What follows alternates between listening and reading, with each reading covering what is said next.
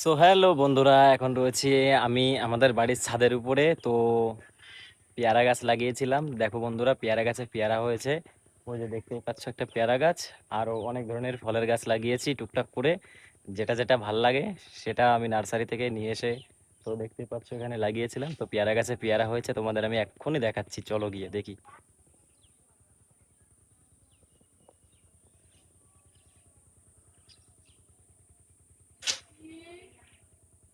দেখতে পাচ্ছ বন্ধুরা কি সুন্দর দুটো পেয়ারা হয়েছে।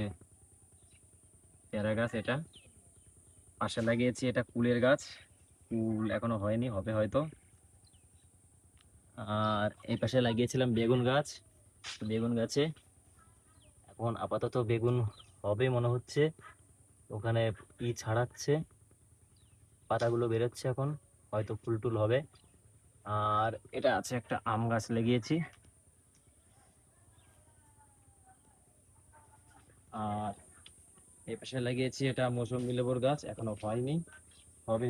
দুটো তিনটে ছিল, সেটা খাওয়া হয়ে গেছে, খুব টক ছিল। আর এটা হচ্ছে বেদানা গাছ।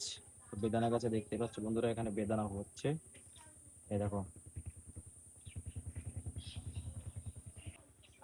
আর বন্ধুরা আমাদের বাড়ির সামনের যে পরিবেশটা তোমাদেরকে এক্ষুনি দেখাচ্ছি, আমাদের বাড়ির সামনে কেমন। আর বাড়ির পিছনটা অবশ্য দেখিয়ে দিই। এটা হচ্ছে বাড়ির পিছনটা। হ্যাঁ, এটা হচ্ছে বাড়ির পিছনটা। আর সামনেটা এই যে নিয়ে যাচ্ছি, দেখো তোমরা বন্ধু, এই যে বাড়ির সামনেটা, পাশে একটা পুকুর আছে। ওই যে পুরো গ্রামে গ্রামে থাকি আমি, দেখতে পাচ্ছি বন্ধুরা কত সুন্দর আমাদের বাড়ির সামনের ভিউটা।